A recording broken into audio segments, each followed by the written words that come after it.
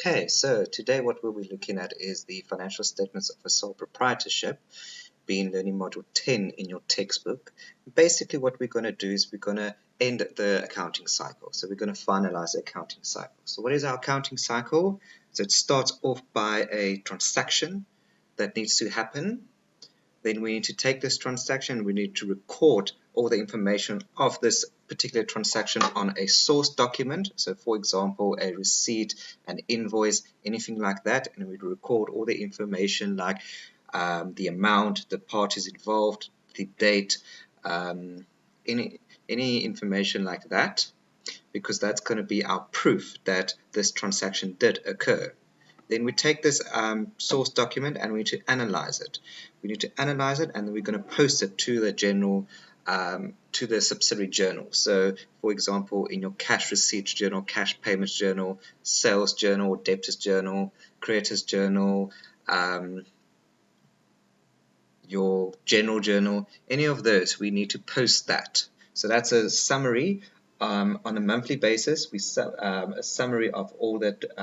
Of all your source documents, the information on that. Then what we also do on a continuous basis is we need to post this information into our general ledger accounts, so those T accounts. So for each, so we've got an account for all of our transactions, and then we're going to post these transactions into our general ledger accounts. Then at the end of the financial year or financial period, we need to take all the balances of these general ledger accounts or T accounts, and we need to summarize it and we need to put it into our trial balance. So the trial balance is essentially just a report which is divided into two sections. You've got your balance sheet section. Your balance sheet section takes into account, well, gives the balances of all your assets, liabilities, capital, and drawings. And then you've got your nominal account section, and it has all the income and expense balances as at the end of the financial year. And importantly, so is that there will be debit and credit balances, but the sum of all your debit balances should always equal the sum of all your credit balances. And then that that's basically the fundamental of accounting and the double entry system. And then what we finally do, and that's where we are today, or in this, is we need to take those pre-adjusted trial balance, and then there are some year-end transactions that we need to take account of, and then we need to create our post-adjusted trial balance, and from that we're going to use the information to post our financial statements for the year. Now, a full set of financial statements consist of your comprehensive income statement, your statement of financial position, your statement of changes in equity, cash flow statement, and then your notes to the financial statements, which gives some more information. So that's just an introduction. But before we get to that, let's just see what we have done up until now. So what did we do? We started off by saying what the accounting equation states. So the accounting equation states basically that your assets should always equal your equity plus your liabilities. In other words, we can rewrite this by saying our equity equals our assets less our liabilities. And we have to put that in layman terms. We can say your equity being what you are worth equals your assets, so what you own, less your liabilities, what you owe on those assets. Okay, so that's the fundamental of accounting and where the double entry system stems from. Okay, and then for every debit, there has to be a counter credit transaction or account. Okay, but if we look at it, so what are our assets? So assets, those are the resources to you or your company. It brings value to the company. So in other words, it's something which you're going to use in order to bring value, in order to generate cash, or it's something that can likely to be converted into cash at some point in the future. So it's resources. If we look at our liabilities, So liabilities is what it says. It's a present obligation. You have an obligation to pay someone back something. It's a debt of the company. Your equity is your residual value between your assets less your liabilities. So it's the owner's wealth. And your equity increases when the owner makes a capital contribution. So capital, that's just the owner, his contribution to grow this company, and he can make a contribution, a further contribution at any point. And it decreases when the owner makes the drawings from the business. So drawings is the owner's business, so he can decide whether if he wants to take some cash for personal use or take a computer, anything like that. So that's drawings. Equity also increases when the business makes a profit. In other words, so if you make a profit and you are the owner, then your wealth will increase. In other words, your equity will increase, and it will decrease if you make a loss. Okay. And then your profit, how do we determine profit? So profit essentially is just your income less your expenses. That's in broad layman terms, and we'll get to how we get to our profit. But our income, those are your revenue or gains made, and your expenses, those are the costs incurred in the ordinary course of business. Okay. So most important thing for you to know is how to deal with your assets, well, how to deal with all of these accounts, and what it is that we're going to debit and what it is that we're going to credit. So if we look at it here on the right hand side, what we're saying here is our assets, expenses, and drawings. Whenever one of these increases, then we will debit that account. Okay. And if it decreases, we will credit it. So for example, if you look at our assets, we sold inventory.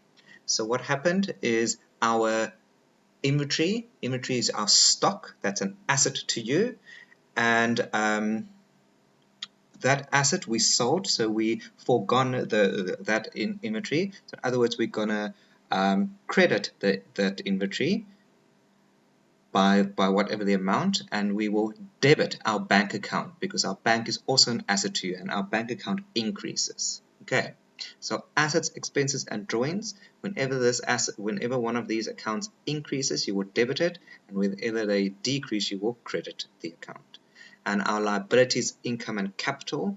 When either one of these accounts increase, we will credit that amount or account, and if it decreases, we will debit it. Okay. So if we just had to expand our accounting equation, so what did we say? Equity consists of your capital and drawings. So capital, that increases the owner's wealth or owner's equity, whereas drawings decreases the owner's wealth. Okay, and then income, these are the most common types of income that you will get in this course. So you've got your sales, that's just your revenue which you make, your rental income, interest income, any interest income that you receive, settlement discount received. So settlement discount received is when you buy from one of your suppliers, you buy on credit, but you go and you pay early. So you buy on credit, so you have an obligation to pay back your supplier at some point in the future.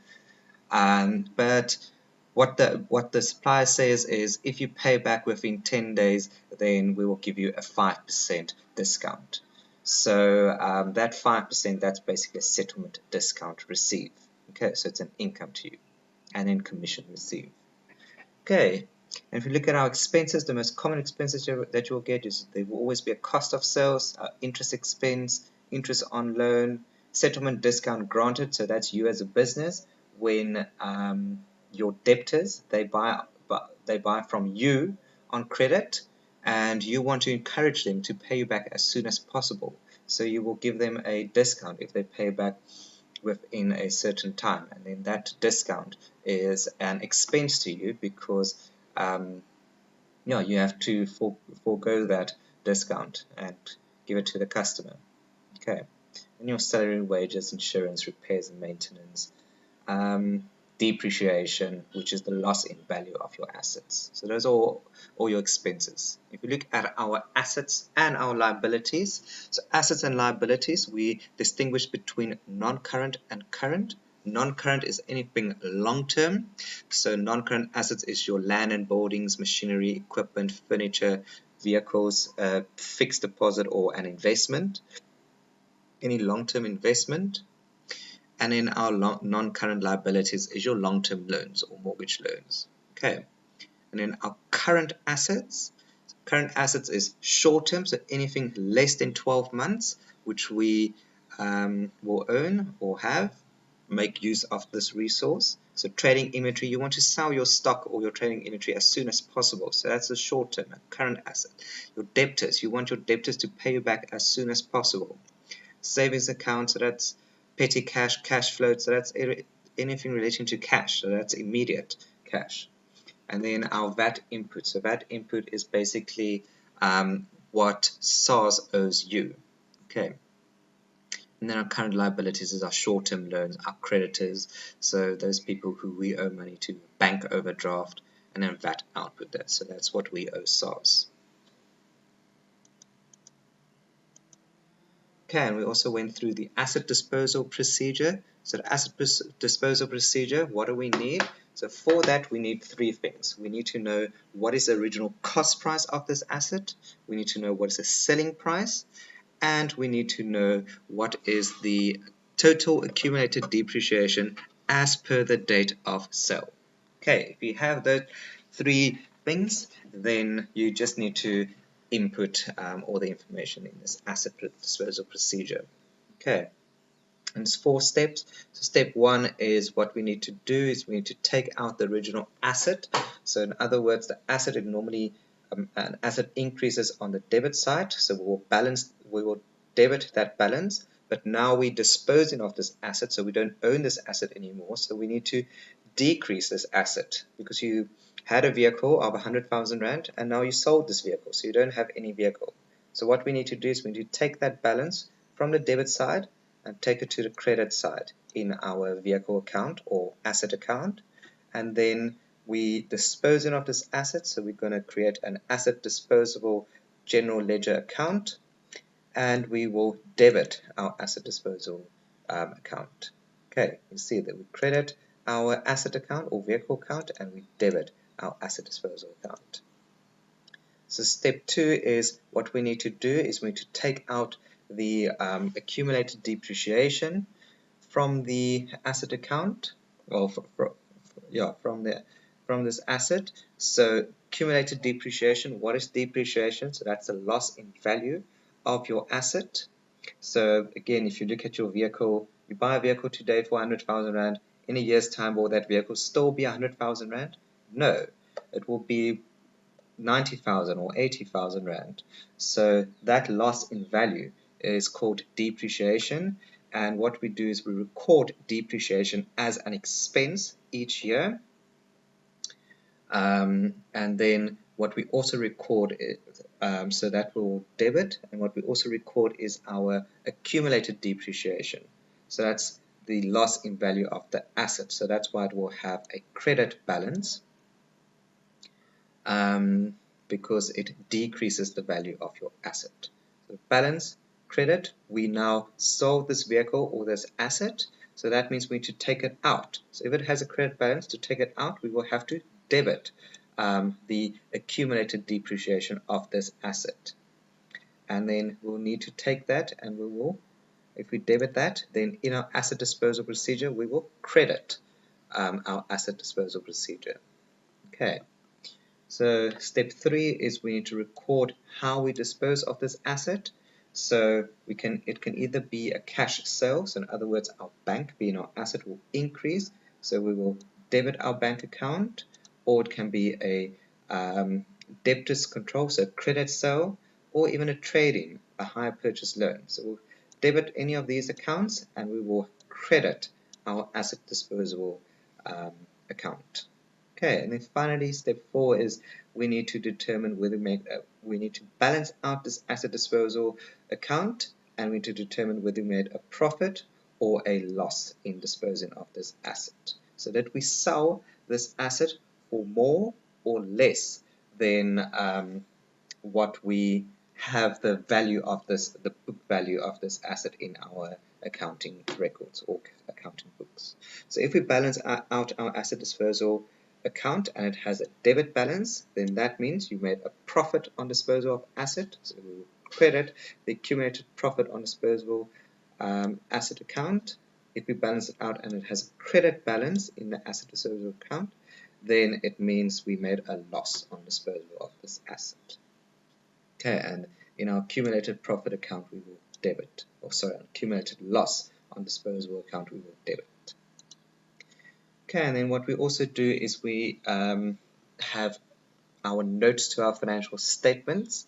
So our notes to our financial statements, if you look at your financial statement, that's basically a one-page report of your financial position or your financial performance. But we want to know some additional information. So in your statement of financial position, you will only have one value for property, plant, and equipment. So for all your land and buildings, all your vehicles and equipment, there will only be one value.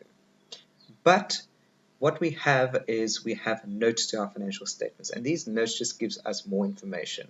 So if we look at that one value, we can refer then to the property, plant, and equipment note in our financial statements, and then that will give us more information on each, well, on our vehicles, on our equipment, on our land and buildings, on our furniture, any of that.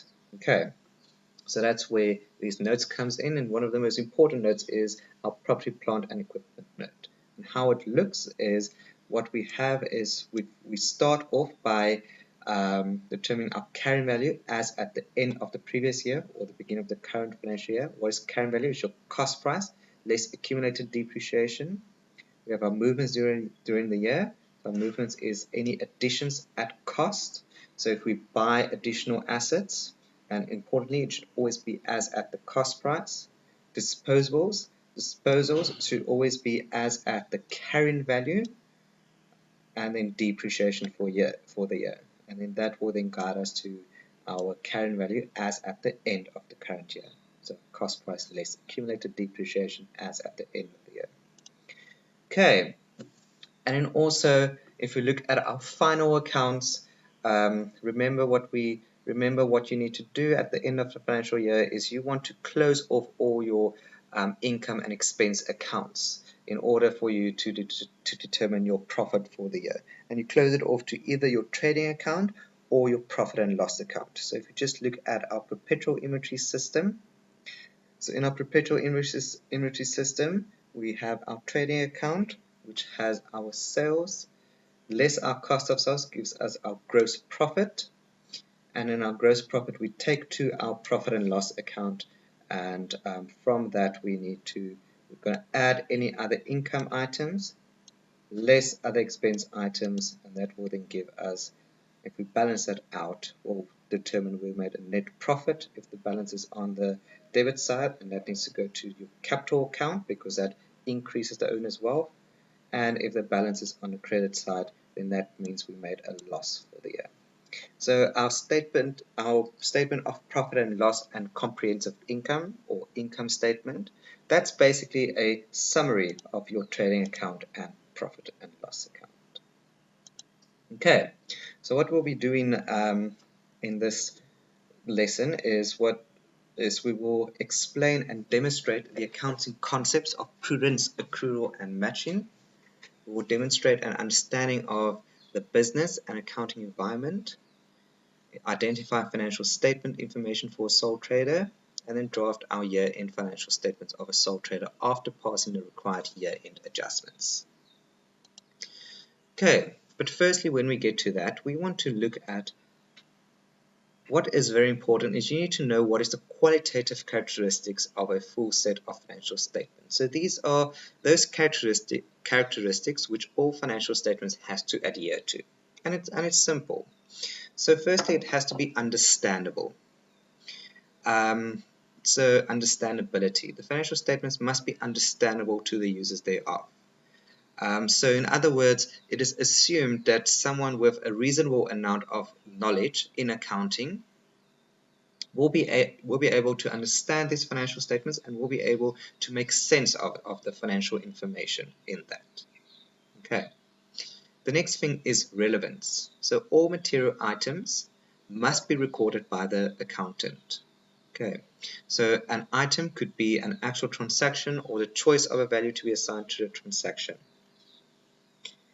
So basically what that means is any transaction that happened, we have to record it. We can't decide now we lost the invoice, so we don't want to record that. You have to record all transactions, and you have to keep all your source documents as proof that this transaction happened. So anything that has all material items has to be recorded by the accountant.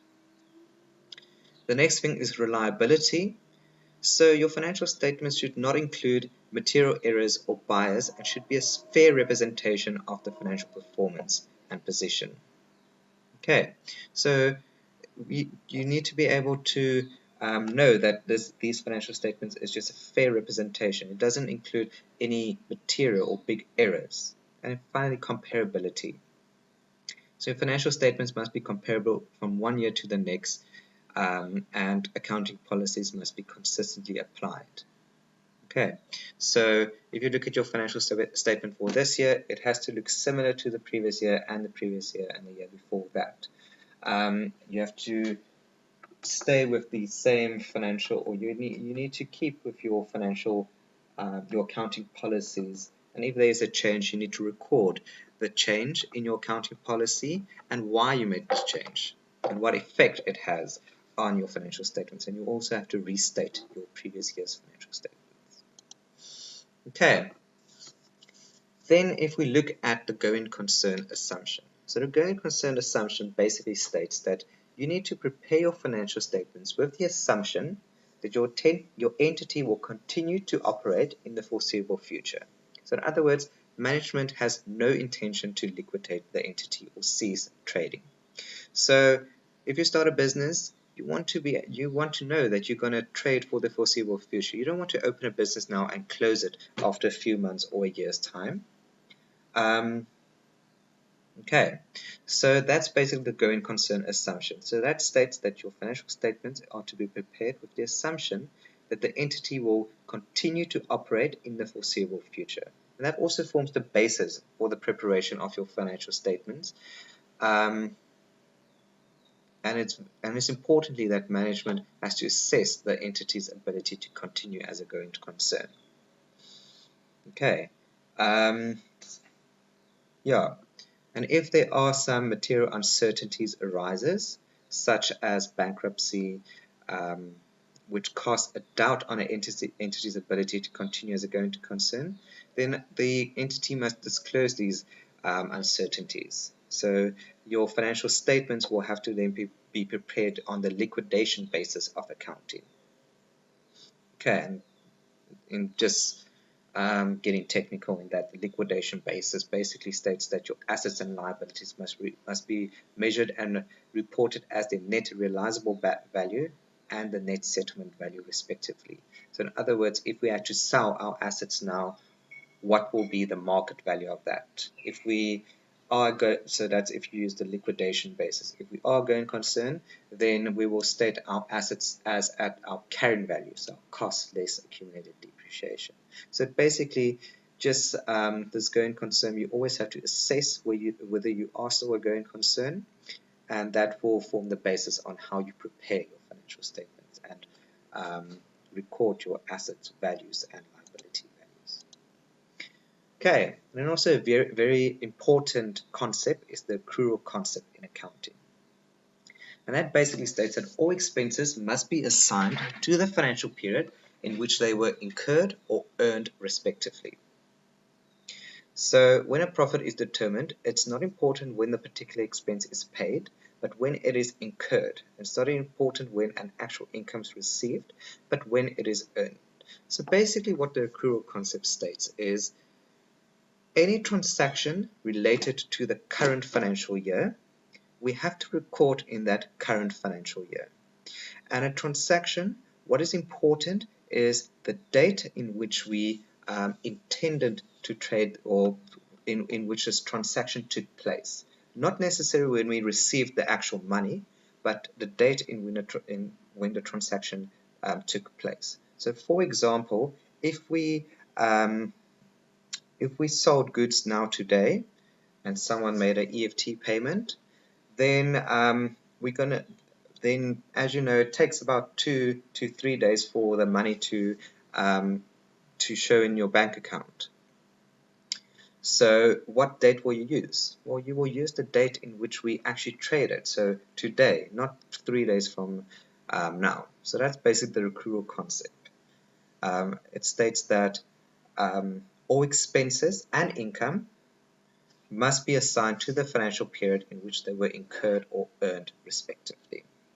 Okay, so we have some accrual accounts which we need to adjust at year end, and those accounts are our accrual expenses, prepaid expenses, accrued income or income received in advance, and accrued income and income received in advance. Okay, so if you just break it down and we have a look here at our accrued expenses and prepaid income or income received in advance. Both of these are current liabilities. What do we know is a liability or a current liability? So current, firstly, is short term, so less than 12 months, and a liability is someone owes you money, or sorry, you owe someone money. It's a present obligation for you. So if you look at our accrued expenses, what are those? So these are expenses that have been incurred but not yet paid. So accrued expenses are regarded as a current liability. So for example, we went and we had a salary expense, so we had to pay someone their salary, but at year end the money has not gone through, or we just haven't made that payment yet. So we have an obligation to make this payment, and it is an expense to us. So our expenses will increase. So we record it, we will debit our expense account, and then we will credit our accrued expenses account, being our liability, because we owe someone money. Okay, so that's accrued expenses. If we look at our prepaid income or income received in advance, that is income that has not yet been earned but has been received. So prepaid income is regarded as a current liability. So an example of this is if you have a property and you rent it out, so rental income. So it's our financial year, this person, they rent from us, but they prepaid they already paid for the first 2 months of the next financial year. So that's money which we have received, but it does not relate to our current financial year. So we need to take that money out. So our income account, we need to decrease our income account, because yes, we did receive that money for the 2 months in the next financial year, but it does not relate to the current financial year, and we're only dealing with our current financial year financial statements. So we need to take that money out, so our income has to decrease, so we'll debit our income account, in this example the rental income account, and we will credit our prepaid income account, which is our liability. Okay, so our liabilities increases. Okay, so that's looking at our current liabilities. If we look at our accrued income and prepaid expenses, which are our year-end adjustments and which are our current assets to us, then accrued income, so that's income that has been earned but not yet been received. Okay, so for example, interest on a fixed deposit. So it's the last day of the financial year, you are supposed to receive your interest on your fixed deposit, your investment, but the bank only pays that interest 2 days later when it's settled. So you have earned this money, but you just haven't received it cash yet. So someone owes you money. So it being an income an accrued income. So if interest on fixed deposit is an income, that income has to increase. So we will credit our income account, and then someone owes us money, so we will debit our current asset account, so our accrued income account. Okay. And finally, if we have a look at our prepaid expenses, so prepaid expenses are expenses that have been paid for, but which has not been incurred for the period. Okay, and these are also regarded as a current asset. So again, that is us making a payment in advance. So we prepaid our insurance for the next 2 months of the next financial year. So because we made this payment, so money went out of our bank account, and we record it as an expense, we now need to decrease our expense account because and we're going to credit our expense account because that expenses does not relate to the current financial year. Okay, so we need to decrease that, and then we will debit our current asset account. Okay, so another year-end adjustment, which we also always do, is our depreciation. So what is depreciation? We define it as essentially the loss in value of your fixed assets. So yeah, so our depreciation is an expense. So if it's an expense, then that means we will debit, and our depreciation increases, our expense increases, then we will debit our depreciation account. And what account do we need to credit? Well, we're going to credit our accumulated depreciation. And accumulated depreciation is just a provision which decreases the potential inflow of our non-current assets. So it's basically just the loss in value of our assets. So we're just going to record that loss in value of our asset, and that will decrease the value of your assets, so we will credit our accumulated depreciation account. Okay, so if we look at a question, so let's just look at question 10.1 in your textbook. So this demonstrates how we account for accrued expenses, prepaid expenses, accrued income, and income received in advance. So what do we have? The following extract was taken from the pre-adjusted trial balance of Peninsula Stores on the 20th of Feb 2008. So 20th of Feb 2008, that's the last day of the financial year. So that's important to us because we want to record what is our financial year. Okay, so we've got our balance sheet section, and in our balance sheet section we've got a fixed deposit, so that's a long-term investment. That investment, it earns interest at a rate of 16.5% per year, and we've got a mortgage loan, so that's a liability to us, and we need to pay interest of 19% per year. Okay, and in the normal account sections, our income and expenses, but interest on fixed deposit, interest on mortgage loan, wages and salaries, and rental income. So what is required from us? So required is I want to show the adjustments of the closing transfer, how we record that in our general ledger on the 20th of Feb 2008, and then we want to show the adjustments and the closing transfer, how we're going to journalize them within our general journal, and then we're going to show the effect of the adjustments on our financial statements. So before we get to this question, what you need to know, or what is very important for you is in accounting, is you need to know your formats. So accounting, what makes accounting very difficult is the fact that you have a lot of information that you need to process. You need to be accurate with that information, and in any test it's difficult in the time which they give you. So when studying for accounting, it's most important for you to always know and focus on your easy marks. And those marks are, for example, know your formats. So if we look at our financial statements, it has a fixed format. You need to know this format off by heart. And if you know this format off by heart, then you will get at least 30% of the marks. If you input the values, then you get up to 50%, 50 to 60%. And then the rest is where it has a calculation or anything like that. Okay, so if you look at our format, what financial statements do we have? So we said there that we have firstly a statement of profit and loss and other comprehensive income for the year, ending whatever the year. So in our example, 28th of Feb 2008. So this is essentially our income statement. So it's a summary of our trading account and our profit and loss account. And in this statement, financial statement, we determine our profit for the year. Okay. So if we look at, let's just look at the petrol inventory system, how that looks. So firstly, you need to start with your heading.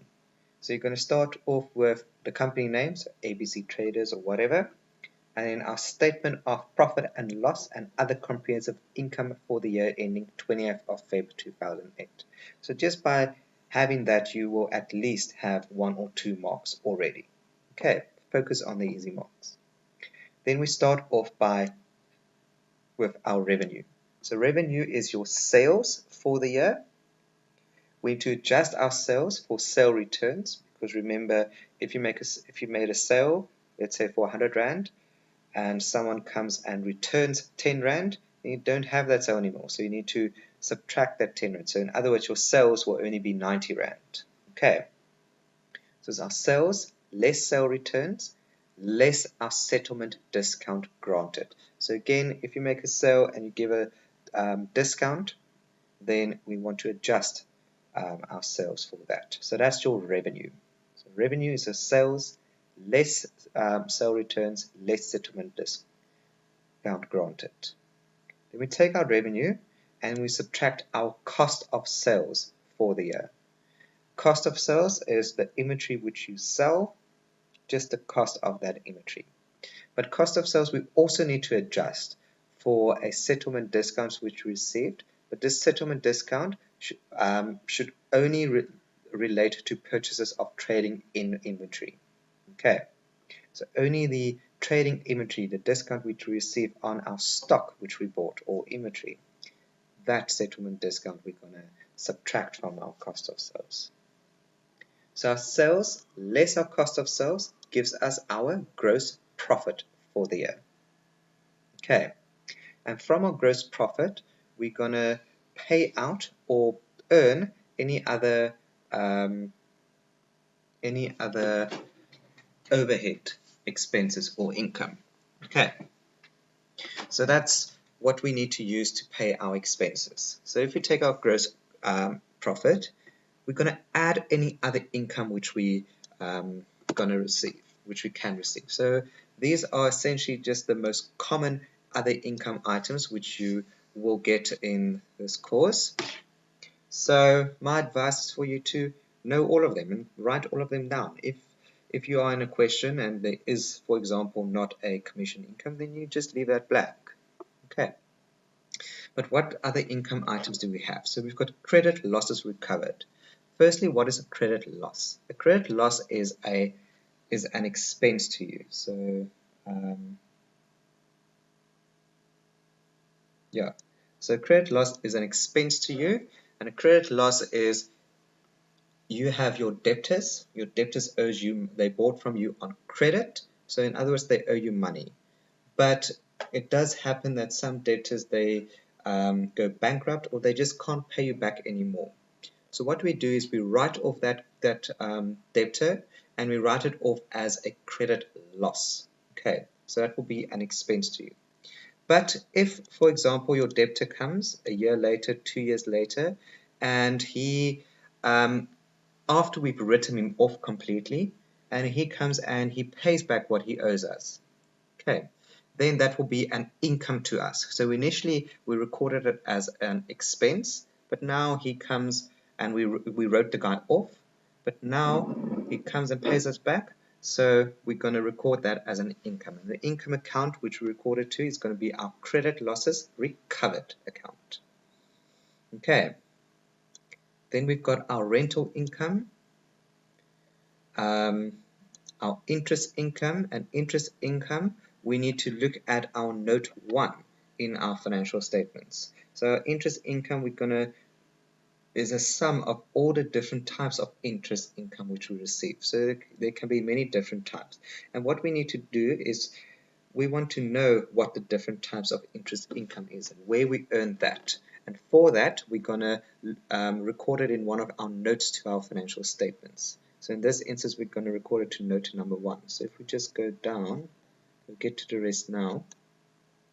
But our notes to our financial statements just gives more information of all of these accounts. So our interest income account, you will have a note, and that will summarize the interest which you earned, for example, on your fixed deposit, interest on your debtors account, and other interest income. So the sum of all of this different interest income that we will record here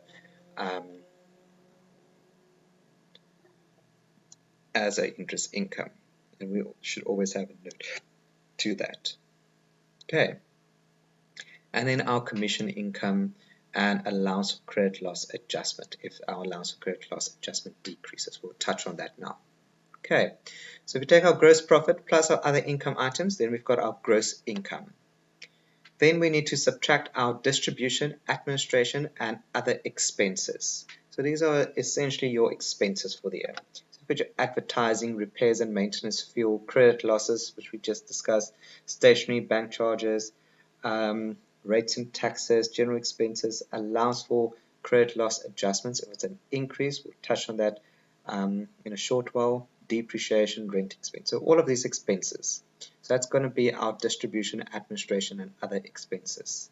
So our gross income less this distribution, administration, other expenses gives us our profit or our loss before finance cost. Okay. And our finance cost is just going to be our interest expense. And that's, again, for that we will have a look at note number 2. And note number 2 is the same as the previous one, essentially. So it's just a note with all our different interest expenses that we need to pay. So interest on mortgage loan, interest on creditors account, and other interest expenses. Okay, and once we've taken all of this into account, then we have our profit, our total comprehensive income for the year, or our profit for the year.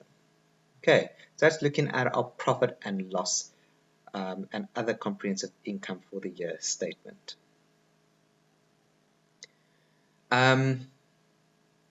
So that gives us our financial performance. If we have a look at our financial position, in our financial position, there we use to assess the solvency of the company. So you want to know whether your assets is more than your liabilities. Okay, and once we've done that, we get our residual interest. So our assets less our liabilities, that gives us our equity, which is the residual between those two. And that's just the owner's wealth.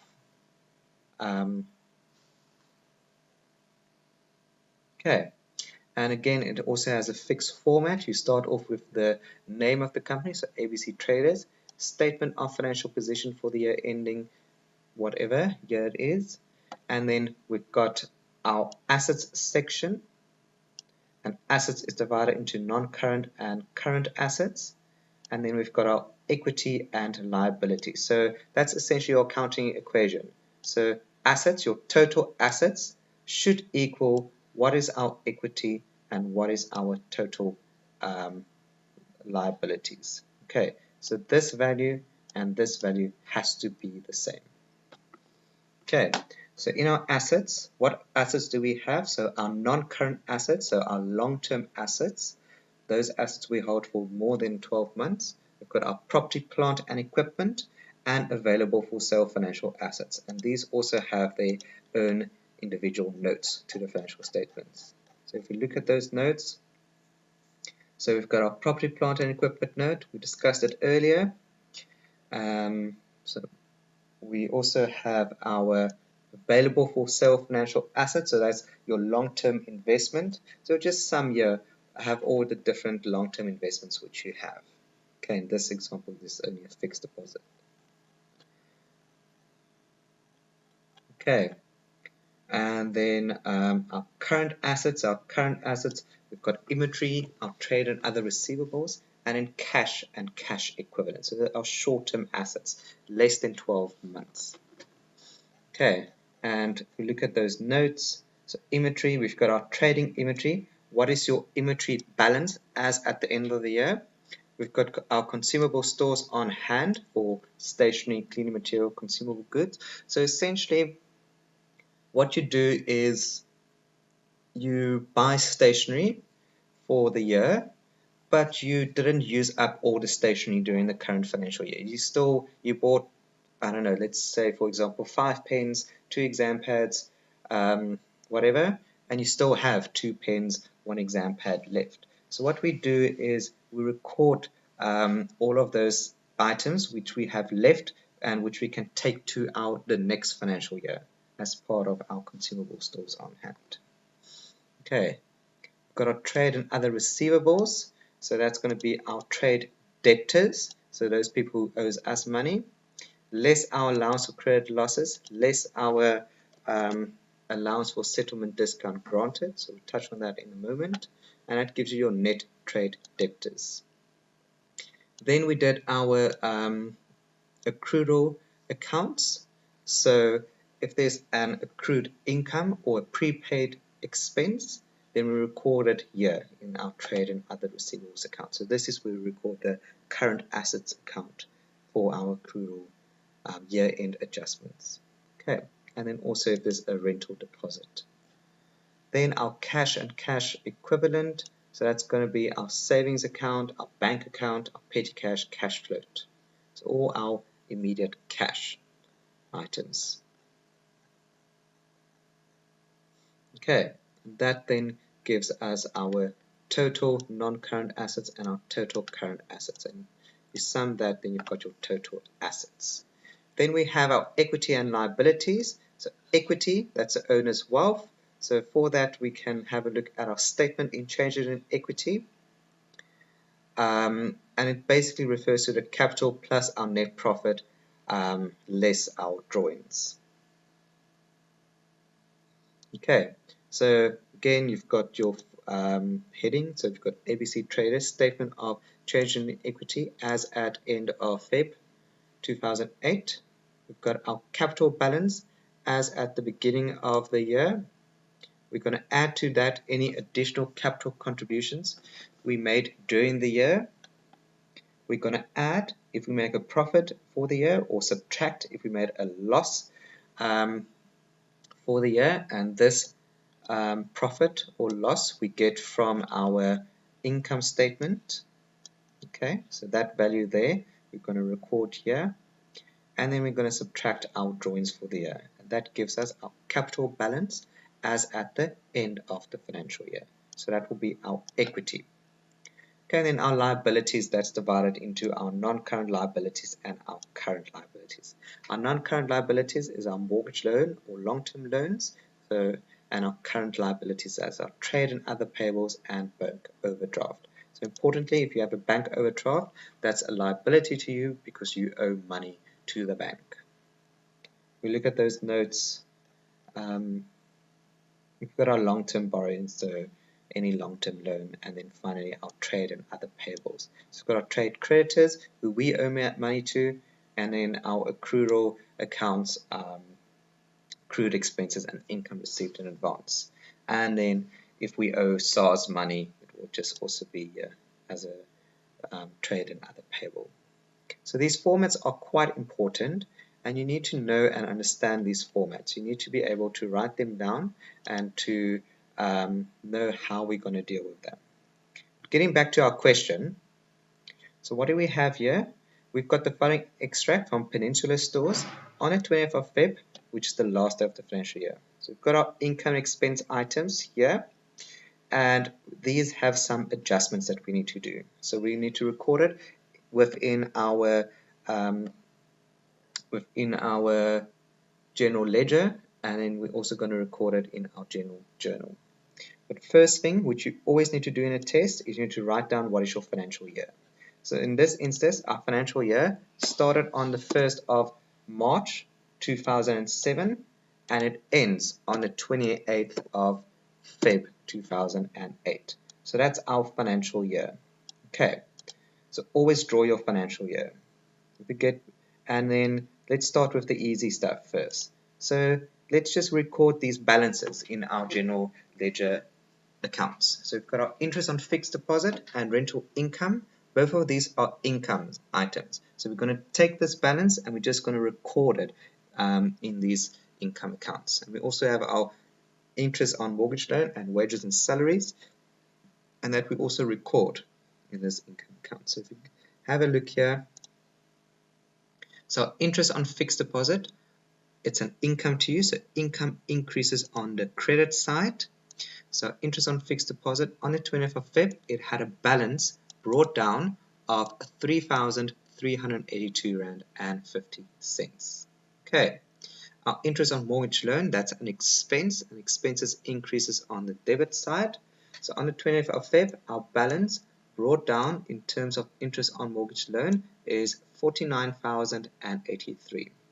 Now wages and salaries, that's also an expense to you, and our balance brought down on the 28th of Feb 2008 had a debit balance of 78,340.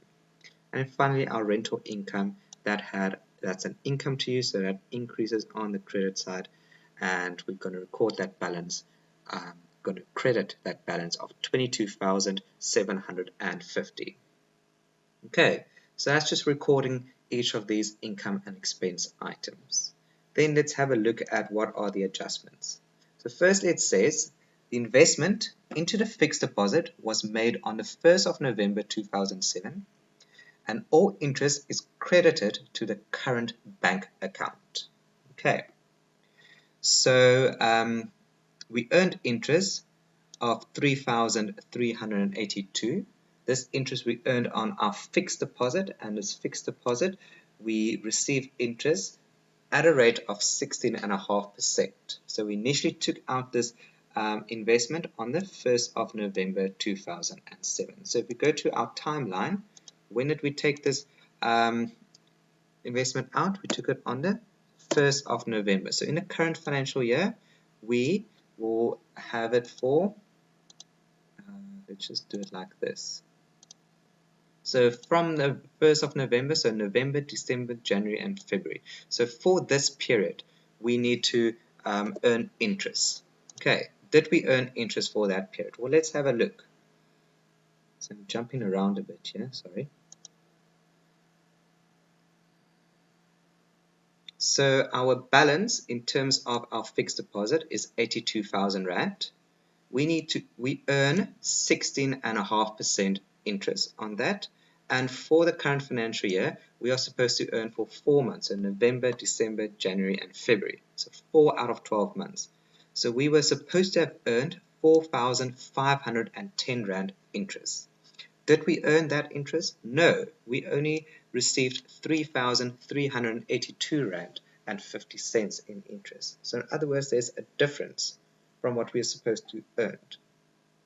So our income, our interest on fixed deposit, that income, that has to increase for us to get to this 4,510 Rand. And if an income increases, then you know you will credit your income account. So we're going to credit 1,127 and 50 cents to get to this 4,510 cents on the 20th of Feb 2008.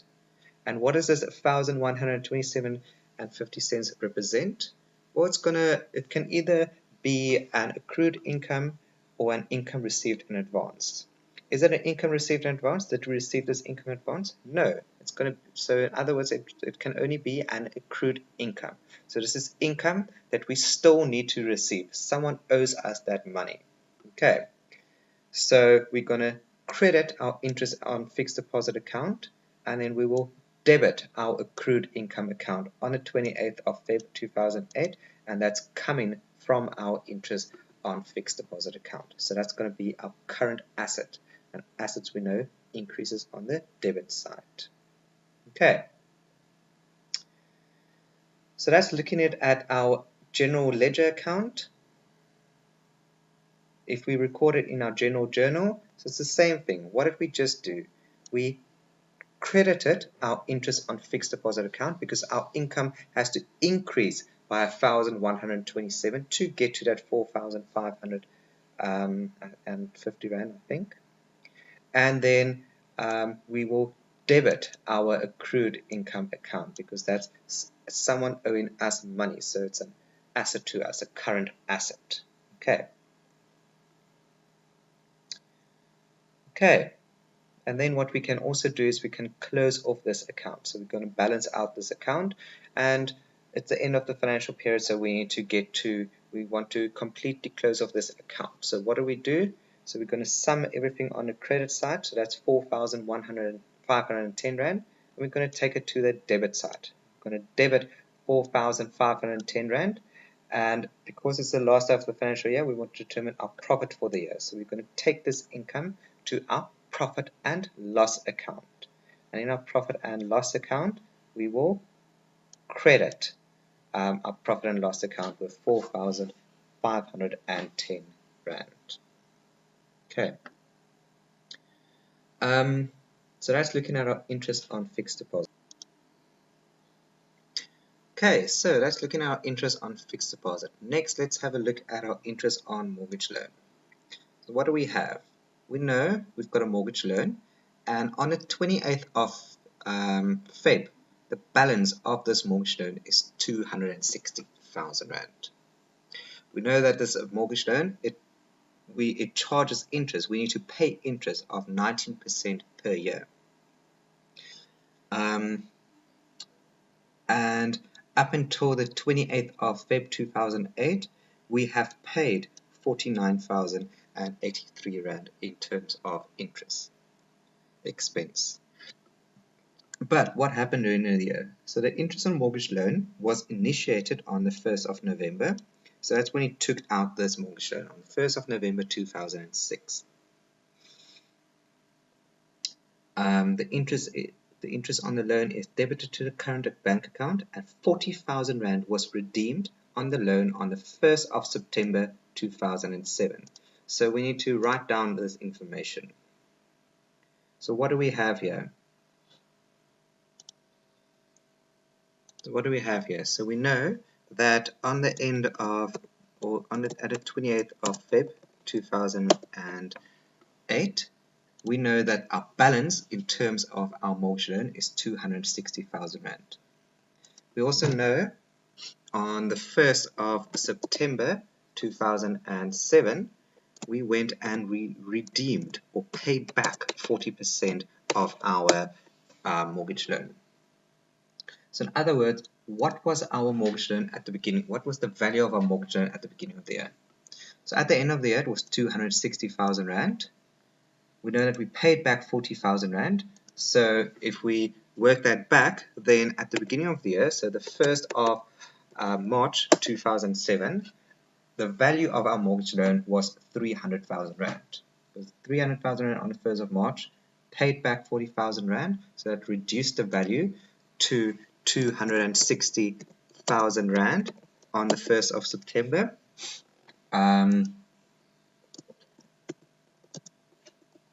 And then at the end of the year, it was still 260,000 Rand. So the capital value, so what we need to do is we need to now determine what is the interest amount for the period the 1st of March 2007 up until the 31st of August 2007.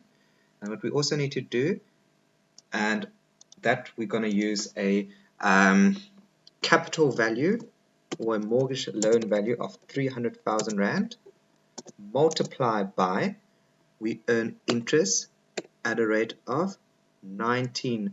So multiply by 19, divide by 100, and then multiply then by how many months. So it's going to be March, April, May, June, July, up until the 31st of August. So for 6 out of 12 months, we need to do this calculation.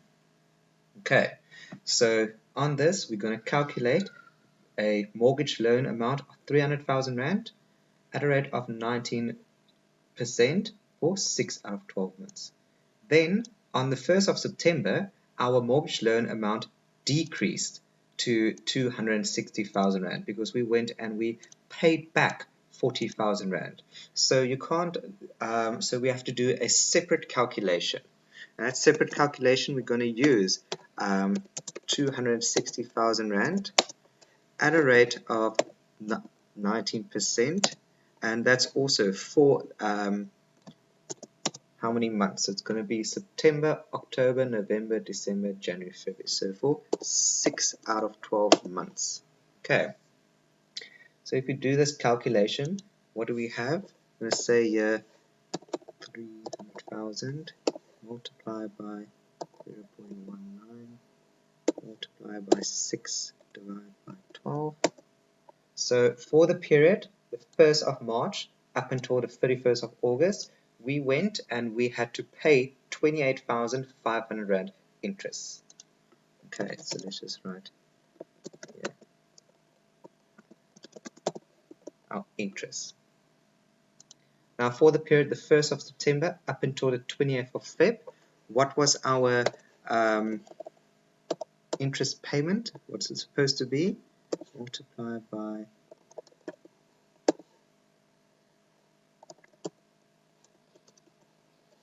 6 divided by 12. So 24,700 Rand. So if we add this up, at the end of the financial year,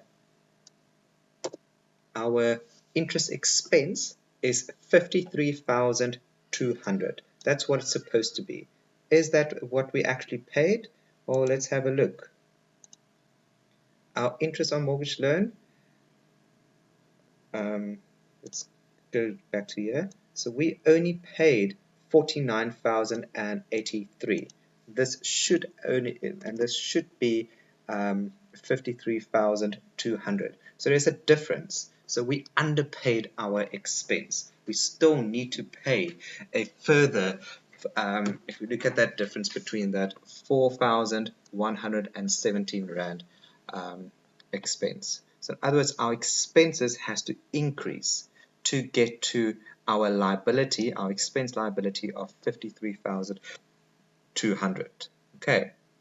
So if your expenses increases, then that means you will debit your interest on mortgage loan or your expense account on the 28th of Feb 2008. And what does that relate to? So it can either be an accrued expense or a prepaid expense. Prepaid expense is when we make a expense in advance. It wasn't that, so it can only be an accrued expense. So it's an expense which we still need to make.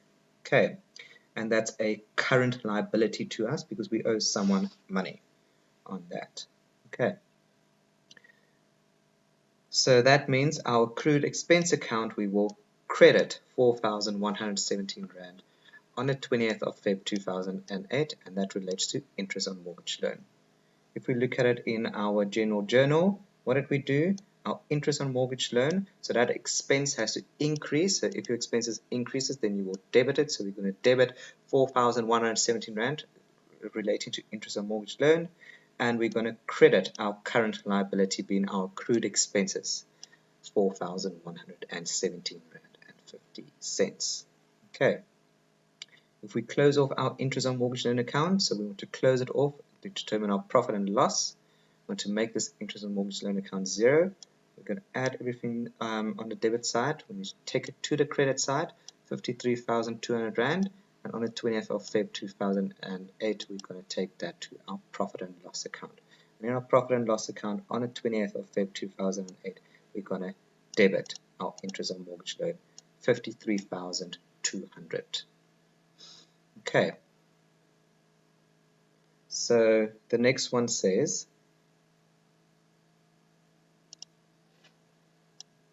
so what do we have next? It says there, the salary for March 2008 for an employee, Faith Gumede, has been paid already 7,000 Rand. So what did we do? We went and we prepaid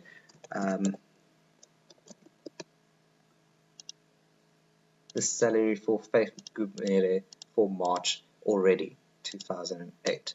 So that's an expense which we incurred, but that expense does not relate to our current financial year. So we did make that payment, so the money went out of our bank account, but we need to now take that money and we need to decrease our expenses by that money, because we need to take it out of our 2008 financial year ending 28th of Feb, and we're going to record it in our next financial year, which starts on the 1st of March. So if we do that, what did we do? So our balance for wages and salaries was 78,000 Rand, and included in that was a expense which we made, but it doesn't relate to the current financial year. So we need to now decrease our expenses, and if we decrease our expenses, then we will credit that expense account. So we're going to credit 7,000 Rand because that's a prepayment in this expense on the 28th of Feb 2008, and it's a prepaid expense, so it's going to be a current asset to you. So we're going to debit our prepaid expense account on the 20th of Feb 2008 in terms of wages and salaries, because it's our expenses. It doesn't relate to our current financial year. So if we record that in our general journal, so our wages and salaries, our expenses, that decreased, so we credited our wages and salaries and we debited our prepaid expenses. Okay, if we close off our wages and salaries account, then we'll see here that our debit balance has a larger value of 78,000 versus 7,000 Rand. So that means we will now balance it out on the credit side, and we're just going to credit 70, and if we balance it out, then we get a balance of 71,340, and that is our total expenses in terms of wages and salaries for the current financial year, everything which related to the current financial year. So wages and salaries, we now went and or profit and loss account, we're going to debit. Okay, and then the final one says the tenant has been in the building since the 1st of December 2008 and has paid a rent for March and April already. No deposit was payable upon occupation. Okay, so our total rental income which we received is 22,750. So here we have our tenant. They've been in the building since the 1st of December, so since this period, and they've paid for in advance March and April for the next financial year. Okay, so let's just do it like this. Sorry. So they've essentially paid for this period, which is from the 1st of December up until the 30th of April. So for 5 months, this tenant has paid us. And how much did she pay? She paid 22,750. So if we look at it, we received 22,750, and that relates to 5 months of rental income. So in other words, per month, the tenant has to pay us 4,500 Rand rent per month.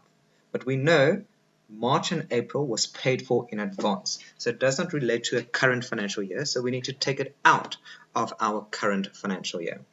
And if we take it out, then our income, so the amount will then be 4,550 multiplied by 2 months, so it's going to be 9,100 Rand. So that 9,100 Rand does not relate to our current financial year, so our income we have to decrease our income, and we're going to take it to our next financial year. So if we decrease income, then we know that we need to debit our income account. So we're going to debit our rental income account, 9,100 Rand, and this is on the 20th of Feb 2008. Okay, and what does it relate to? So it is an income.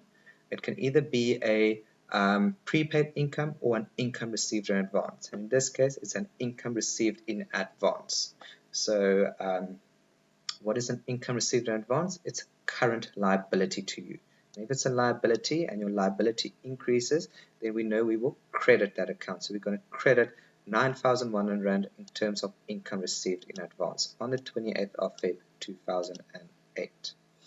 Okay, and in our general journal account, we went and we decreased our income account, our rental income account, 9,100 Rand. So we're going to debit that, and we credited our income received in advance account. Okay.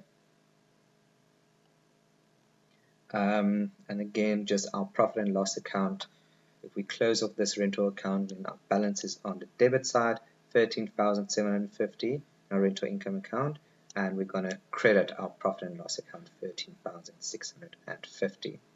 We do it in our general journal. So what did we do? We had a interest on fixed deposit and our rental income account. These accounts we debited 13,650 and 4,550, and our profit and loss account we went and credited with these amounts. Okay, so we debited our interest on fixed deposit and rental income account, and we credited our profit and loss account. And the same year for our interest on mortgage loan and wages and salaries.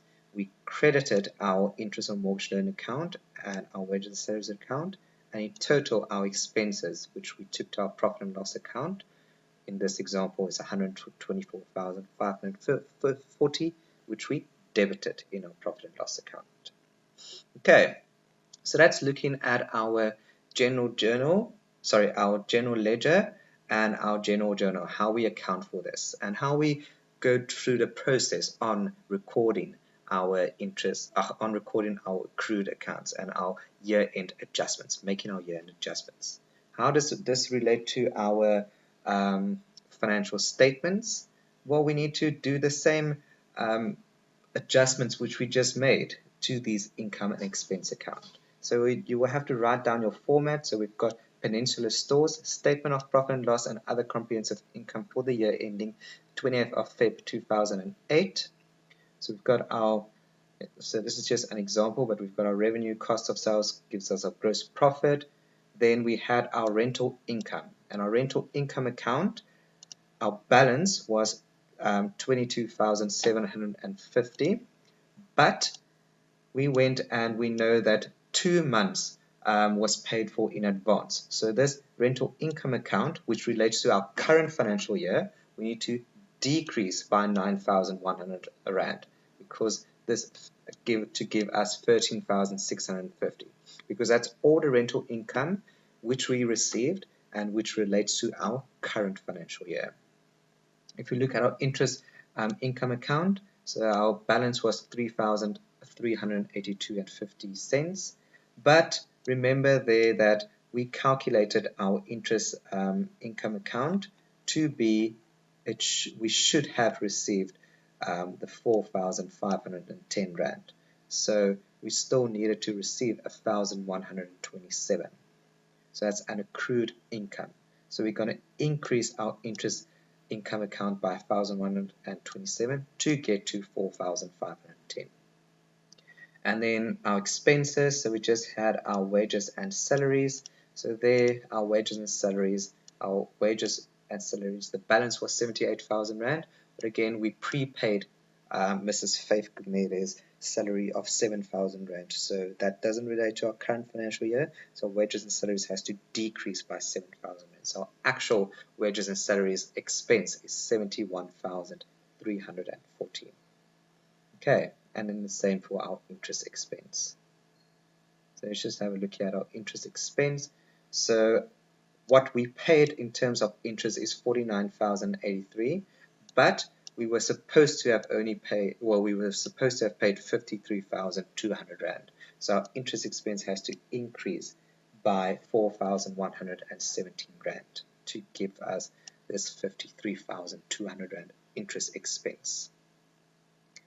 Okay, so that's just the effect on our income statement. So remember, what you need to do is any income or expense item which we are to adjust, we need to adjust it in our income statement as well.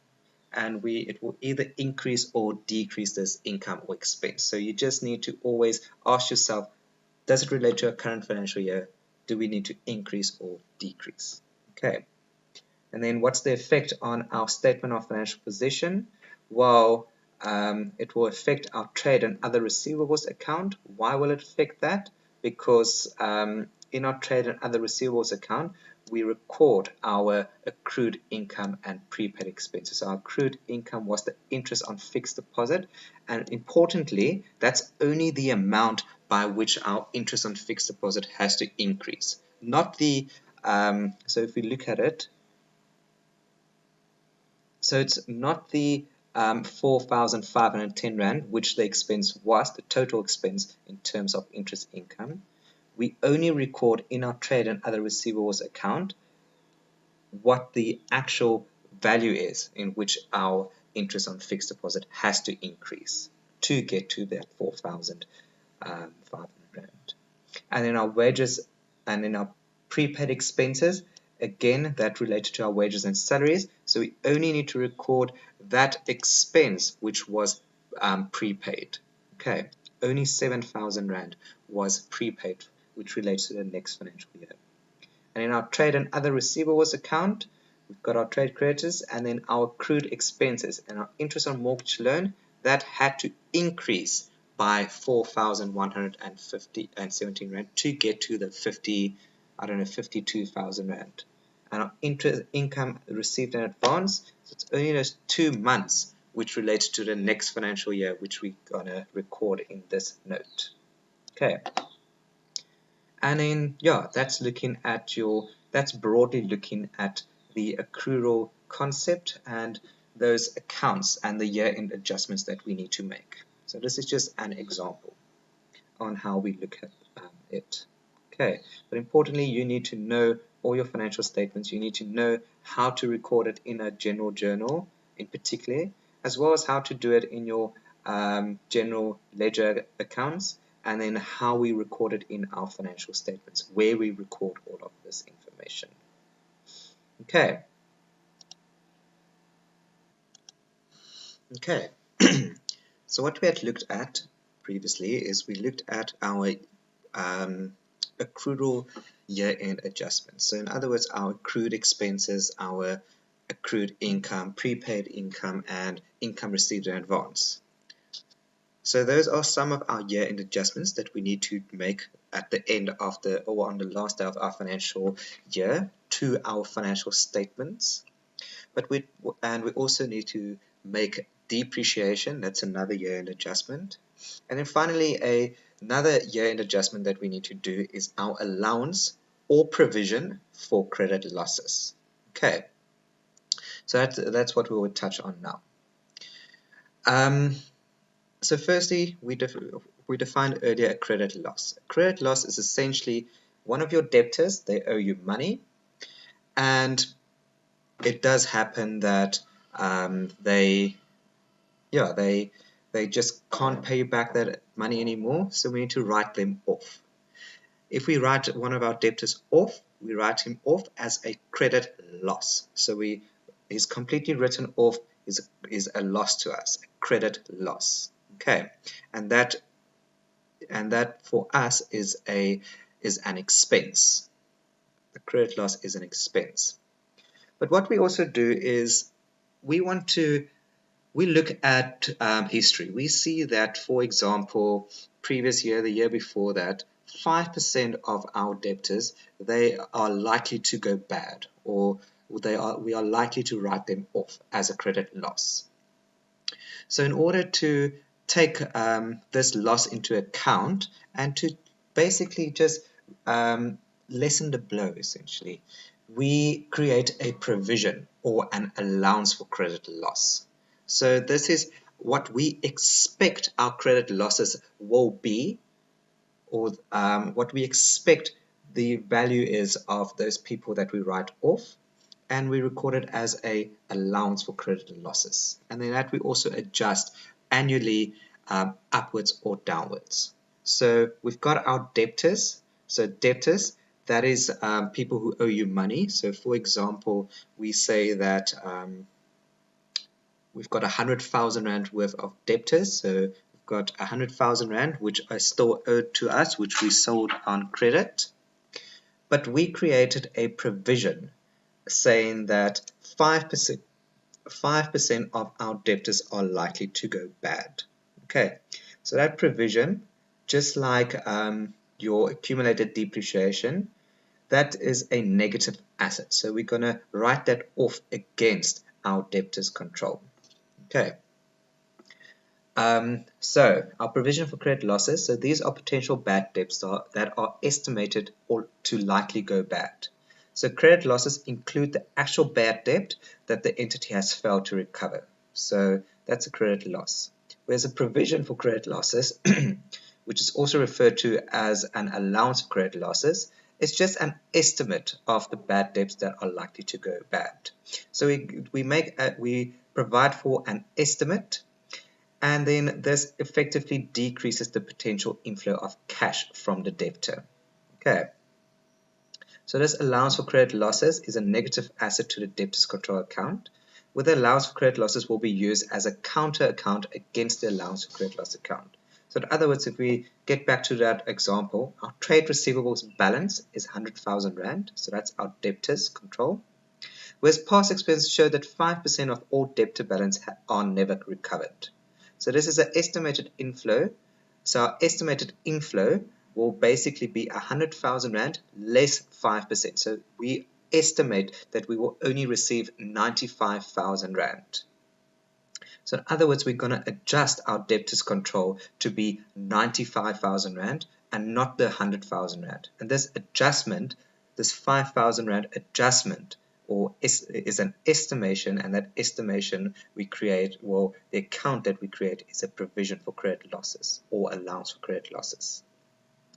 Okay, so we create this allowance for credit losses once, and we just take that balance and we carry it forward to the next financial year. And then what we do is we adjust that allowance either upwards or downwards in relation to the debtors control balance. So next year, for example, our debtors control or our trade receivables, our debtors is 120,000 Rand. And if you take 5% on that, then that will be different than the 5,000 Rand. So 5% on 120,000 is 6,000 Rand. So in other words, we're going to adjust our provision for credit losses from 5,000 Rand to 6,000 Rand. So we're just going to adjust it by 1,000 Rand. Okay. And this adjustment can either be an expense account. So if we adjust it upwards, so in our example from 5,000 Rand to 6,000 Rand, that 1,000 Rand will then be an expense, or it can be an income account. So if we find that our provision for credit losses, if we calculate it at the end of the next financial year to be, let's say, 4,500 Rand, so that's less than 5,000 Rand, so then that will be an income to us. So our provision is less than what we expect it to be. Okay. And we record it in our, so this is just how we're going to record it in our general journal. So we're going to start off with our allowance for credit losses. So that's a negative asset. And then we will record the expense. But I think let's rather look at an example. So in this example, so what do we have here? The following is an extract from the accounting records of Zinclear dealers as at the 30th of June 2001, which is the last day of the financial year. Okay, so we've got our debtors control, that is 100,000 Rand. And then the adjustments that we need to make on the 30th of June 2001 is we want to create an allowance for credit losses of 5% of outstanding trade receivables. Okay, so what is it that we need to do? We're going to take our debtors control of 100,000 Rand. We're basically just going to create this provision to be 5% of 100,000 Rand. So let's record our balances first. Our debtors control, what is that? That is an asset to you. And an asset increases on the debit side. So we're going to record here, I'm going to say here, our debtors control, we're going to debit 100,000 Rand on the 30th of June 2001. And that's our balance brought down for Zinclear dealers. Okay, now we want to create an allowance for credit losses. Now this allowance for credit losses, that is going to decrease the value of this 100,000 Rand. So it's a negative asset. And if an asset decreases, then you know that you will credit that. So if we say 100,000 Rand, multiply by 5%, then that gives you 5,000 Rand. So our debtors control, we estimate that it will decrease to be by 5,000 Rand. So our actual debtors control is only 95,000 Rand.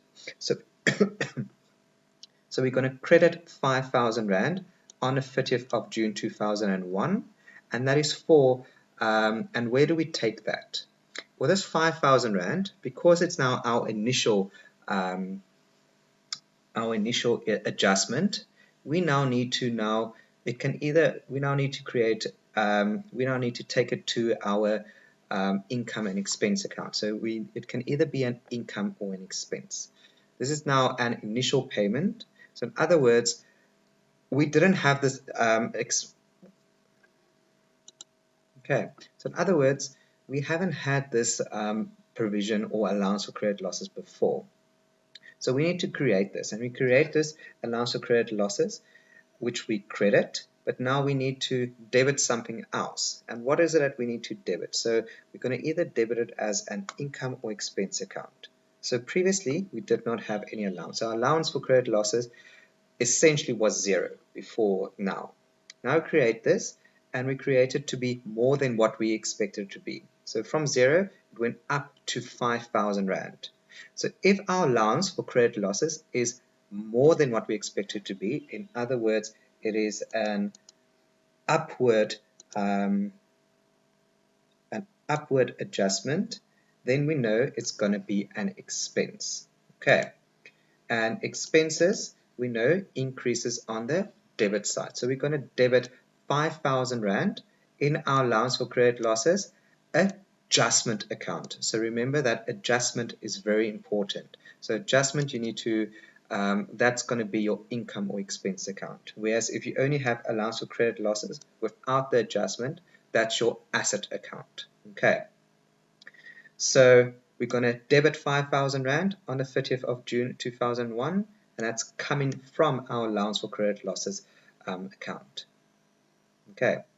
Then we're going to close off this account at the end of the year. So we're going to take it to the credit side. So we're going to credit 5,000 Rand, and then that will then go to our profit and loss account, which we debit as an expense, being our allowance for credit loss adjustment. So remember the adjustment.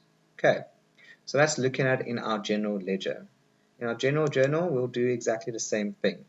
So firstly, what we did is we created an allowance for credit losses being our asset. So our assets decreased by 5,000 Rand, which we credited, and then this allowance for credit loss adjustment, that is now going to be an expense to you. So if it's an expense and you know your expenses increases on your debit side, so we're going to debit 5,000 Rand for our allowance for credit loss adjustment. So adjustment, that's very important. Okay, and then what we also did is we closed off our allowance for credit loss adjustment account by crediting that, and we debited our profit and loss account. What effect will that have in our financial statements? Well, firstly, in our statement of profit and loss and other comprehensive income, we know there that we said that it's an expense. So we're just going to add to our expenses allowance for credit loss adjustment account. So that's going to be our expense of 5,000 Rand. In our statement of financial position, this will affect our trade and other receivables amount or value. So we need to go to the note of our trade and other receivables. If we go to a note of our trade and other receivables, we've got our trade debtors of 100,000 Rand, less than our allowance for credit losses. So our allowance we estimated to be 5% of our trade debtors. So it's 5,000 Rand. So our net trade debtors, after taking into account our allowance for credit losses, is 95,000 Rand. Okay, so that's looking at it. If we create an allowance for credit losses, or that provision, an estimate, and how we account for it in our general ledger, our general journal, our financial statements and our notes to our financial statements. Now we get to the next financial year. So now Zinclair Dealers has reached the 30th of June 2002, which is the end of the next financial year. So what do we have? We now know that our debtors control is 150,000 Rand. So those are the debtors, they owe us that money. And it's an asset to you, so it has a debit balance. And we know that our allowance for credit losses, we created that allowance in the previous year, and that allowance is a negative asset, so it decreases your potential asset. Okay, so that's why it has a credit balance. And what we need to do is we need to adjust this allowance for credit losses to be 5% of the outstanding receivable. So 5% of this debtors control. So if we say 150,000 Rand multiplied by 5%, then we know that our allowance for credit losses should be now 7,500 Rand. So it's going to be an upward adjustment. So let's just look at it in our general ledger. So let's start off by recording our balances. So our debtors control, we debit 150,000 Rand on the 30th of June 2002, and that's our balance brought down. And our allowance for credit losses, we credited 5,000 Rand on the 30th of June 2002, and that's our balance brought down. Okay. Now we adjust this allowance as 5,000 Rand, and we need to adjust it to be 5% of this 150,000 Rand. So it's going to be an upward adjustment to 7,500 Rand. So 7,500 is 150,000 Rand multiplied by 5%. Okay, so our allowance for credit losses, that now to get to 7,500 Rand, it needs to increase by 2,500 Rand. Okay, so if your allowance for credit losses is more than what you expect it to be, then logically that means it will be a loss to you, or in other words, an expense to you. So if it's an expense, then we know we're going to look at our allowance for credit loss adjustment account, and we will debit that expense because expenses increases on the debit side. Okay, so on the 30th of June 2002, we're going to debit 2,500 Rand to get our allowance for credit losses to 7,500 Rand. So we're going to debit 2,500 Rand, and that's coming from our allowance for credit losses account.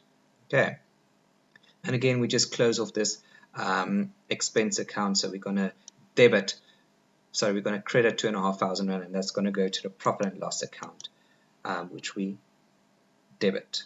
Okay. So if you look at it in our general journal, so what did we do? Our allowance for credit losses, that increased by 2,500 Rand. So our negative asset increased by 2,500 to get an allowance for credit losses of 7,500 Rand.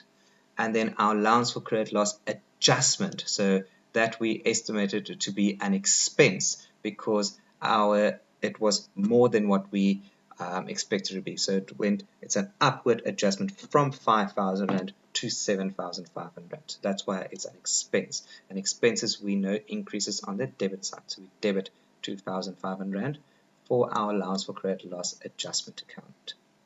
Okay, and then finally we close up that account, and we're going to credit our allowance for credit loss adjustment account, and we'll debit our profit and loss account.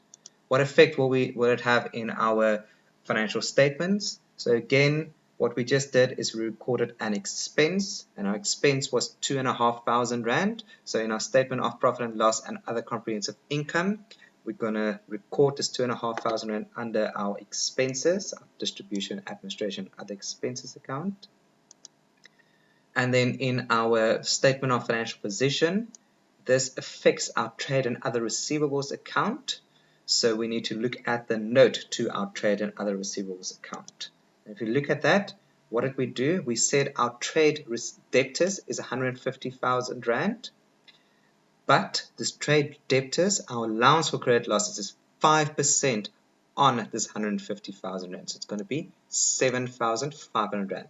So we're going to take our balance at the beginning of the year of 5,000 Rand, and we're going to adjust it upwards by 2,500 Rand. So our net trade debtors, what we know or what we expect our trade debtors to be at the end of the financial year, is 142,500. Okay, so that's looking at an upward adjustment. Now let's look at an example where it's a downward adjustment. Okay, so in this example, Sinclair Dealers has now received the 30th of June 2003. So that's the next financial year. And what do we have? We've got our debtors control of 150,000 Rand and our allowance for credit losses from the previous year of 7,500 Rand. Now we need to adjust our allowance for credit losses to be also now 5% of outstanding trade receivables. So 5% of this 150,000 Rand. So what is 5% of 150,000 Rand? So 150,000 Rand multiplied by 5% is 6,500 Rand. But if you compare that 6,500 Rand to our current allowance for credit losses, our current one is 7,500 Rand. But now we're gonna, for the 2003 financial year, we're gonna make it 6,500 Rand. So our allowance for credit losses is now 6,500 Rand. So it's a downward adjustment from 7,500 Rand to 6,500 Rand. So our allowance for credit losses is less than what we expect it to be. And if it's going to be less, then we're going to record that as an income. So how do we record it in our general ledger? So again, we're just going to debit our balance, 150,000 Rand. We're going to credit our allowance for credit losses balance, 7,500 Rand. Now, we know that we need to adjust our balance to be 6,500 Rand. So to get the 7,500 Rand to 6,500 Rand, it needs to decrease by 1,000 Rand. So we're going to take it to the credit side and we're going to credit 1,500 Rand on the 30th of June 2003, and that needs to go to our allowance for credit loss adjustment account. But in this instance, from the previous ones, is now we credit our allowance for credit loss adjustment account. So if we credit our allowance for credit loss adjustment account, then that's going to be an income to you, because income we know increases on the credit side. So we actually receive an income of 1,000 Rand on the 30th of June 2003, and that's coming from our allowance for credit losses account. Okay, and then we just close off this account by debiting this account, and we're going to credit our profit and loss account. If we have a look at our general journal accounts, so our allowance for credit losses account, our allowance for credit loss adjustment account, we estimate to be an income, so we credit that amount, and then our allowance for credit losses, that decreased from 7,500 Rand to 6,500, so it decreased by 1,000 Rand. Okay, and then again we're just going to record our profit and loss. So it was a profit, so we credited our profit and loss account. What effect does it have in our financial statements?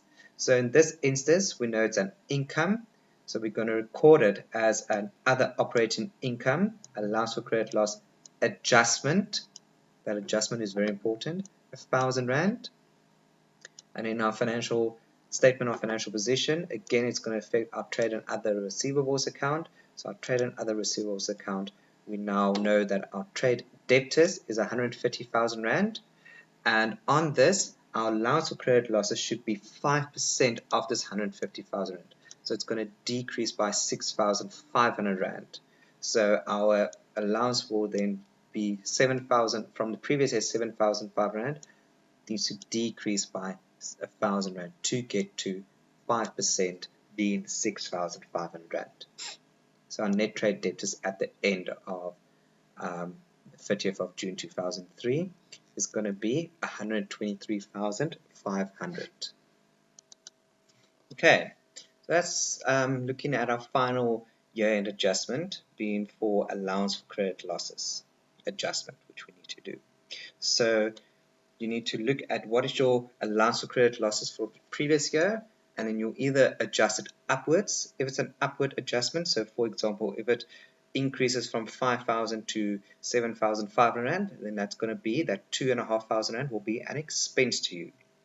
Or we can adjust it downwards. So if it's a downward adjustment, then for example from 7,500 to 6,500 Rand, then we know that it's going to be an income to you. Okay. Yeah, and you just need to compare. You need to compare what it is to the previous financial year. Okay, so what we need to do is we want to know that when we prepare our financial statements, it's important for us to know whether we prepare our financial statements or whether the business uses a perpetual inventory system or a periodic inventory system. Okay, so inventory can be recorded in the books of a business using either the perpetual inventory system or the periodic inventory system. So if a trader uses the perpetual inventory system, then he does it because the system allows for a continuous updating of balances for items of inventory. So in other words, what we do is in our perpetual inventory system, we know continuously what our balance is in terms of inventory. So we can easily refer to that. Okay. And it's also then going to be easy for us to determine our gross margin at any time. So what is your gross margin? That's your sales less your cost of sales, since our cost of sales is always known. Okay. But in practice, most businesses actually use the periodic inventory system. Sorry, sorry. Most businesses use this perpetual inventory system because yeah, technology has really just made it easy for us to be able to determine what our stock levels are in real time. Okay, so if you go into the supermarket, it's easy for them to know what is their inventory, because once they scan your at the till, they know that these items went out. Okay, so the perpetual inventory system, that's where we continuously update the balances for items of inventory. It's easy for us to then determine our gross margin at all times, and our cost of sales is essentially calculated on a real-time basis. And our stock is then referred to as inventory in this instance. But sometimes it's just impossible for us to show all movements of inventory. So for example, when a customer buys some loose sweets from a corner cafe, the dealer will surely not count all the sweets that he has and then now know you went and you bought 2 sweets, so that will decrease it. So in this instances where it's like really difficult to determine what your inventory values are, then for that you will use your periodic inventory system. Okay. So this is a system which just controls the inventory flows and updates this cost of sales.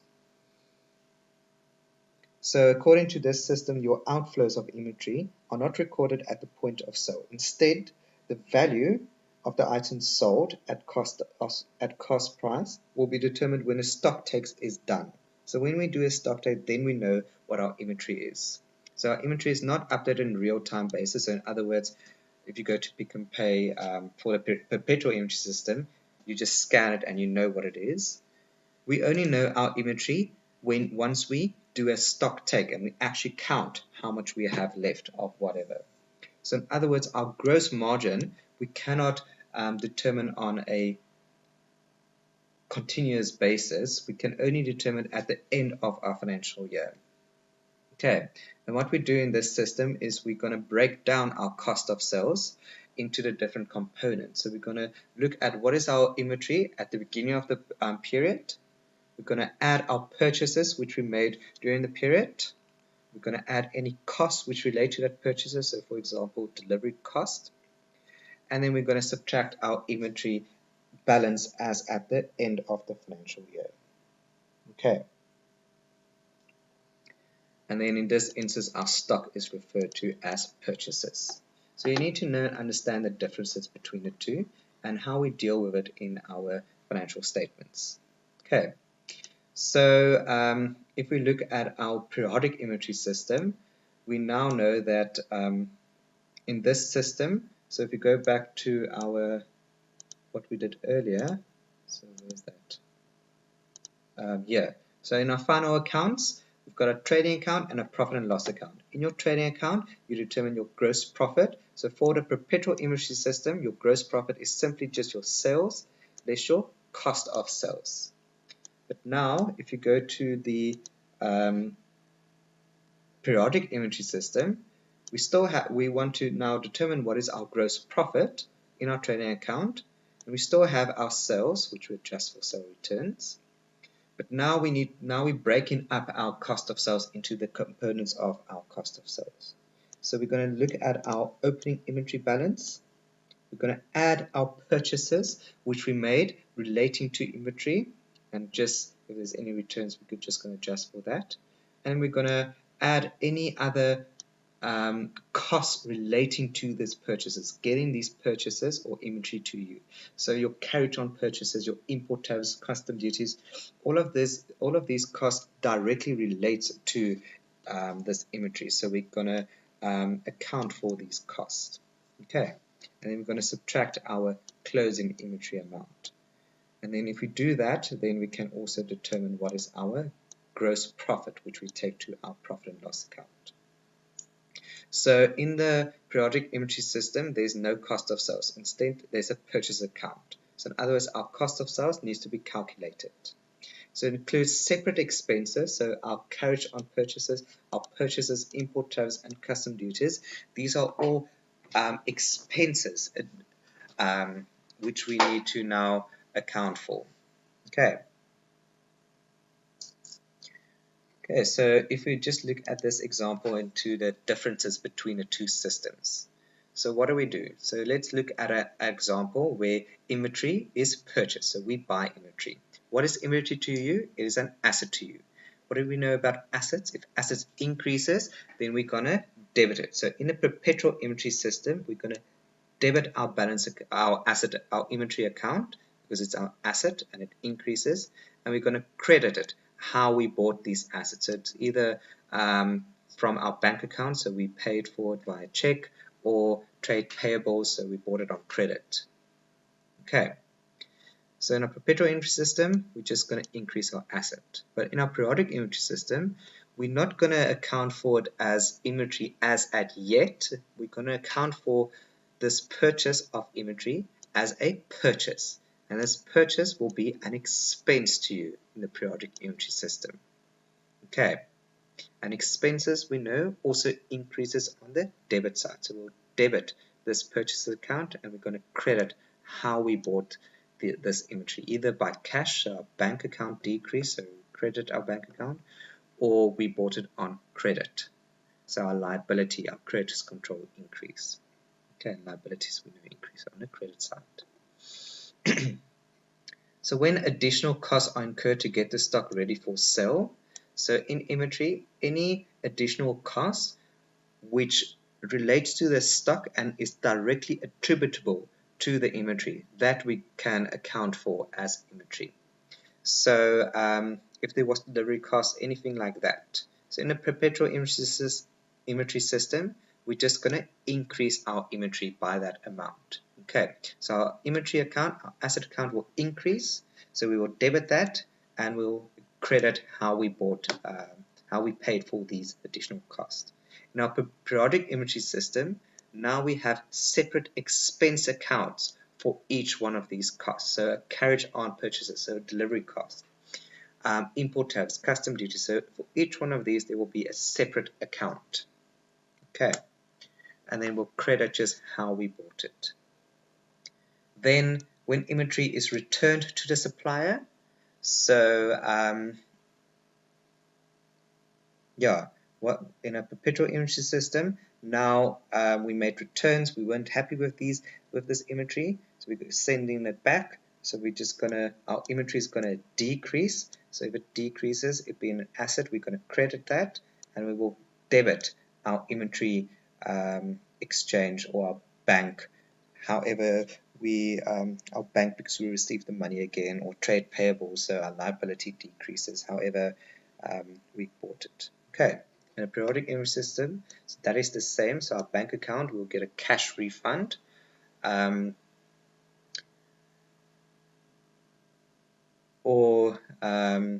Trade payables, that will also decrease. And then in this periodic inventory system, we will have a separate purchases returns account. Okay. Okay, and when inventory is sold, so now we're selling our inventory. Okay, now for both of these, well, for the perpetual inventory system, there's going to be 2 entries which we record, and for periodic inventory system, there will only be 1 entry. So let's have a look at it. So in the perpetual inventory system, we now first need to record our sale revenue, so our income which we received from the sale, so our sales, and it being income increases on the credit side, so we're going to credit sales, and then we're going to debit. How did we make the sale? So was it a bank that we received the money in our bank account, or did we receive it, someone bought it from us on credit? Okay. And then what we also need to do in our perpetual inventory system is we need to record our cost of sales. So we're going to decrease our inventory. So if our inventory decreases and it being asset, then we're going to credit our inventory account, and we will debit our cost of sales being our expense account. Okay. So that's looking at in a perpetual inventory system. In a periodic inventory system, because our purchases, we do not directly record as part of inventory yet. We do it at the end of the year or when we do a stock take. So because we don't have that, then we're just going to record the sale. So we're going to credit our sales account being our income, and we're going to just debit how we made the sale. So either cash or on credit. Okay.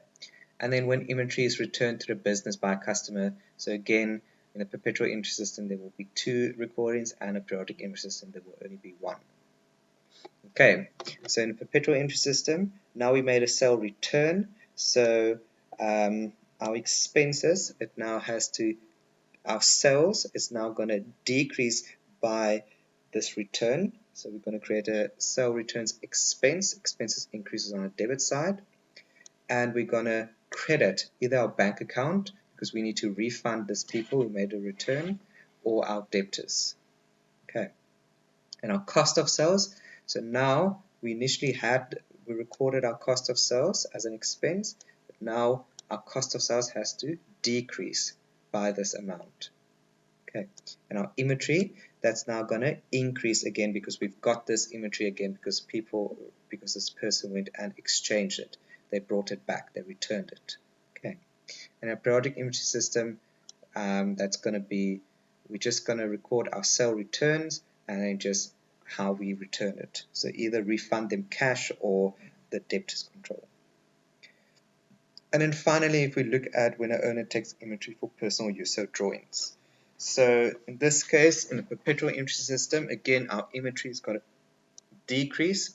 So we're going to credit inventory, and we're just going to debit our drawings being our equity. Periodic inventory system, we do not have inventory, we just have purchases, so that's our expense. Our expenses is going to decrease, so we're going to credit that, and we will debit drawings. Okay, so that's just looking at the difference between our perpetual inventory system and our periodic inventory system, and how we deal with stock or inventory. So we just look at some simple transactions. So in transaction 1, we purchased inventory for 10,000 Rand and paid by check. So what did we do? In our perpetual inventory system, our bank account decreased because we bought it by check, and bank is an asset, so we're going to credit our bank account. And in a perpetual inventory system, we will debit 10,000 Rand in terms of trading inventory. So our inventory will increase by 10,000 Rand, and it's an asset. Okay. In the periodic inventory system, again, we paid for this, so our bank account has to decrease. So we're going to credit our bank account 10,000 Rand, and in the periodic inventory system, we have purchases instead of inventory. So our purchases being an expense, it will decrease the equity. So we will debit purchases because expenses increases on the on the debit side. Sorry. If we look at paid R1,000 from the petty cash for carriage on purchases, so this is when we just record the additional cost in getting this inventory ready. So in the perpetual inventory system, again, we're paying for it. So our petty cash, that's going to decrease. Our petty cash asset will decrease. So we credit petty cash, and then we will debit our inventory because our inventory is going to increase by this cost, which we capitalize. In our periodic inventory system, again, our petty cash, so that's just our cash decreasing, our asset decreases, so we'll credit that by R1,000. And in this instance, we have a separate carriage on purchases expense account, and this expense will increase, so it will we will debit our carriage on purchases account, and that will decrease our equity by R1,000. Okay, and finally, if we look at our sale, so we sold inventory, purchase on credit for 16,000 Rand. So firstly, in the perpetual inventory system, we're going to record a sale. So we made a sale, so we earned an income, so that will increase our equity. And we will credit sales because income increases on the credit side by 16,000 Rand. And we're going to debit, how did we make this sale? So we sold it on credit. So our debtors control, someone owes us money, so our assets will increase by 16,000 Rand, which we will debit. Okay, so that's just recording the sale, but in a perpetual inventory system, we still have a cost of sales. So we need to record it as we need to record there as well. So our inventory, that has to decrease, so we're going to credit our inventory by 11,000 Rand. So they don't really give an example of what the cost price was, so you have to calculate that. I think it's, well, let's just say it's 40%. And then our cost of sales being our expense that we will debit.